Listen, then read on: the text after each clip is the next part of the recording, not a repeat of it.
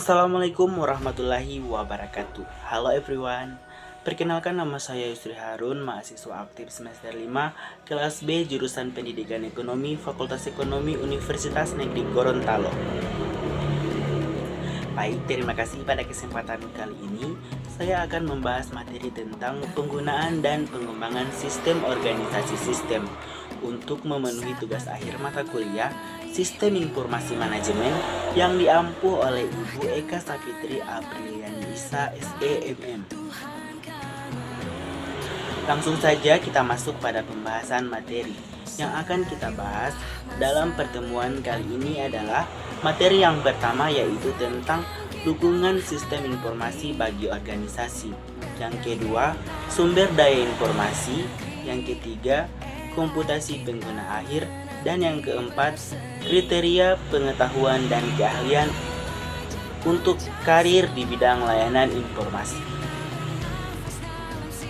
Baik, langsung saja kita masuk pada materi yang pertama yang akan kita bahas, yaitu tentang dukungan sistem informasi bagi organisasi. Sistem informasi digunakan untuk mendukung seluruh keseluruhan organisasi, eksekutif, dan area bisnis. Kerangka kerja ini diilustrasikan dalam gambar sebagai berikut. Nah, dalam gambar ini dapat dilihat bahwa sistem informasi manajemen dimaksudkan untuk memenuhi kebutuhan informasi umum pada manajer perusahaan. Sistem informasi eksekutif dirancang untuk digunakan oleh manajer tingkat strategis perusahaan dan 5 sistem informasi di tingkat yang lebih rendah. Dalam gambar ini mencakup kebutuhan informasi unik dari area bisnis tersebut. Sistem informasi ini dirancang khusus untuk organisasi fisik, yaitu bagaimana sumber daya fisik seperti manusia, bahan baku, mesin, dan juga uang dialokasikan ke berbagai area fisik perusahaan, anak perusahaan, divisi, wilayah, distrik, dan cabang, dan lain sebagainya. Sebagai ini, inovasi di bidang teknologi telah memungkinkan banyak aktivitas perusahaan dilaksanakan tanpa dibatasi oleh lokasi fisik. Nah, struktur organisasi seperti ini disebut dengan organisasi yang organisasi maya atau organisasi virtual. Nah, selanjutnya kita akan masuk pada materi kedua, yaitu tentang sumber daya informasi. Siapakah saja sih peran yang terkait dalam spesialisasi informasi atau yang terlibat dalam pengembangan sistem informasi sehingga dapat mendukung keseluruhan organisasi? Nah, kita akan lihat diantaranya sebagai analisis sistem, administrator basis data, webmaster, spesialis jaringan, programmer, dan juga operator. Nah, mari kita bahas peranan dari masing-masing spesialis informasi tersebut. Yang pertama, analisis sistem bekerja dengan penggunaan untuk mengembangkan sistem baru atau memperbaiki sistem yang sudah ada. Analisis sistem ini adalah orang yang ahli dalam mendefinisikan masalah dan membuat perancang sistem informasi sehingga komputer dapat membantu dalam menyelesaikan masalah tersebut. Nah, selanjutnya peranan yang kedua adalah administrator basis data. Nah, administrator basis data ini bertanggung jawab terkait dengan data, mencangkup pola struktur data, integritas data, memberikan hak akses kepada pengguna, backup, report, dan mengoptimalkan kinerja database. Kemudian webmaster. Nah, webmaster ini bertanggung jawab atas isi dan penyajian situs web. Dalam sebuah perusahaan, situs web sangat mengendalikan gambar. Untuk itu, maka kalau kita melihat bahwa web itu kebanyakan terdiri dari gambar, nah webmaster ini biasanya memiliki keahlian dalam perencanaan grafik. Satu tugas penting dalam webmaster ini adalah melacak orang-orang yang juga mengunjungi halaman web perusahaan. Angka statistik ini memberikan informasi tentang mengenai keaktifan situs web di dalam sebuah perusahaan. Nah, peran selanjutnya adalah spesialis jaringan. Spesialis jaringan ini bekerja sama dengan analisis sistem juga dan pengguna dalam membuat suatu jaringan untuk berkomunikasi data. Spesialis jaringan ini menghubungkan keahlian di bidang komputasi dan juga telekomunikasi. Nah, peran selanjutnya adalah programmer. Nah, tugas dari programmer ini adalah membuat kode program sesuai dengan perencanaan yang telah dibuat oleh analisis sistem. Nah, selanjutnya peranan yang terakhir adalah operator. Operator ini mempunyai tugas dalam mengoperasikan komputer dan juga peralatan pendukung lainnya. Selanjutnya mari kita bahas materi yang ketiga, yakni komputasi pengguna akhir. Nah, sistem informasi yang pertama ini dikembangkan oleh spesialis informasi yang telah kita bahas sebelumnya. Nah, kemudian pengguna tidak dilibatkan di dalam pengembangan sistem mereka, hanya menyebutkan kebutuhan yang diinginkan pada spesialis informasi.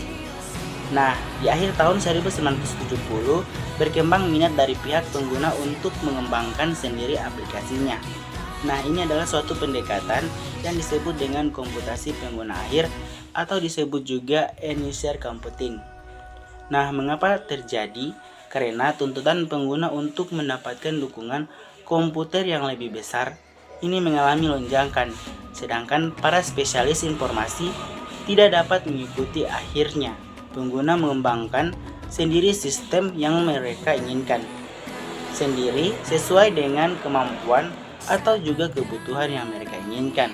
Nah, dewasa ini banyak pengguna yang sudah mengembangkan sebagian besar sistem informasinya sendiri. Namun, beberapa masih sepenuhnya mengadakan spesialis informasi pengguna yang mampu mengembangkan sistem informasinya sendiri, kemudian tidak mengendalikan spesialis informasi. Nah, biasanya mengandalkan spesialis informasi hanya untuk jasa konsultasi saja. Nah, komputasi pengguna akhir timbul disebabkan oleh beberapa pengaruh utama. Yang pertama, dampak pendidikan komputer.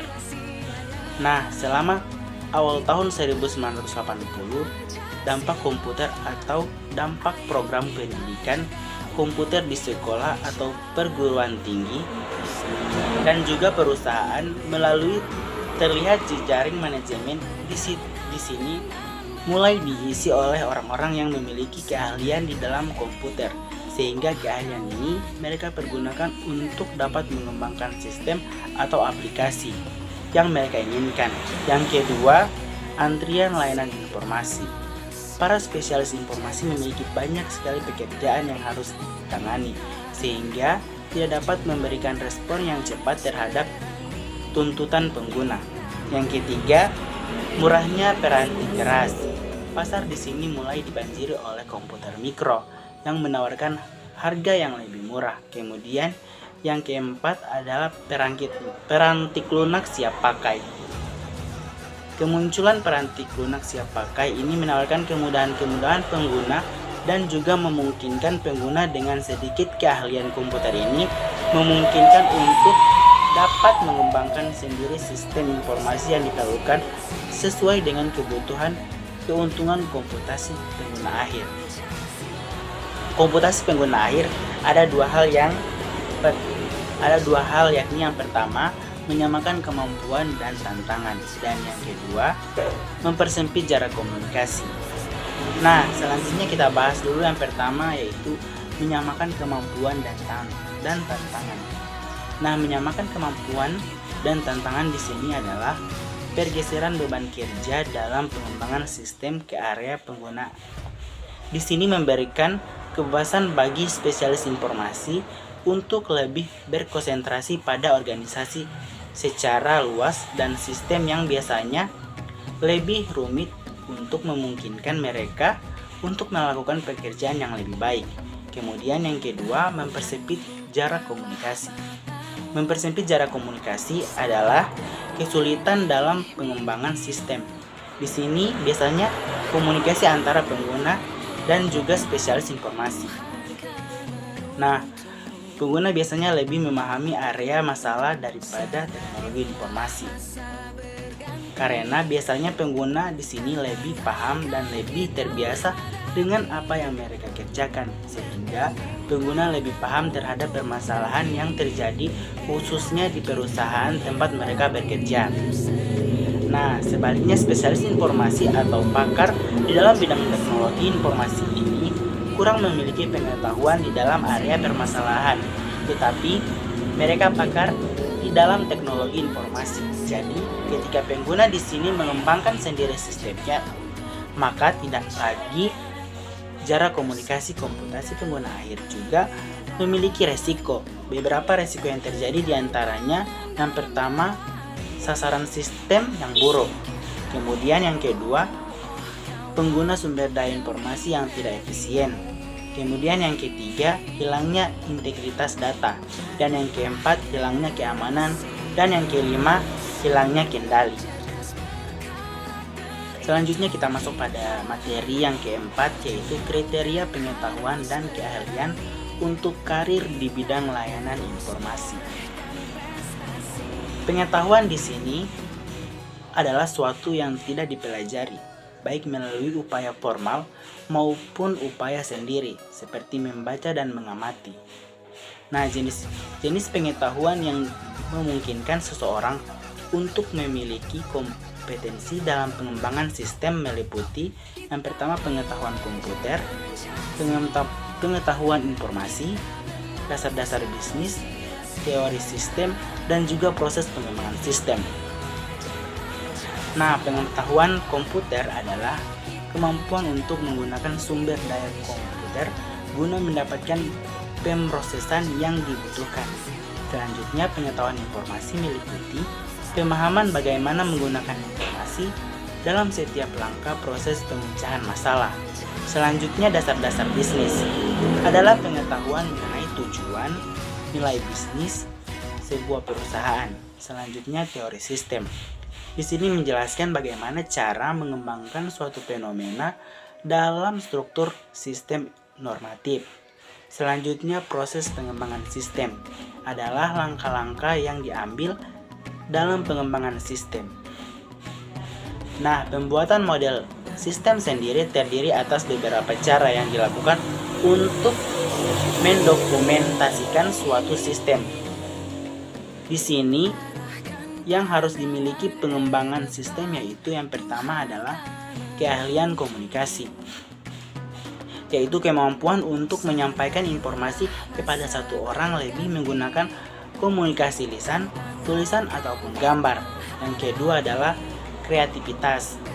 Kreativitas di sini adalah pencapaian ide atau solusi baru yang sepenuhnya baru. Kemudian yang ketiga, kepemimpinan adalah kemampuan untuk mengarahkan orang lain sehingga dapat melaksanakan tugasnya. Baik, sekian dari presentasi dari saya. Kurang lebih dan kurangnya saya mohon maaf. Wassalamualaikum warahmatullahi wabarakatuh.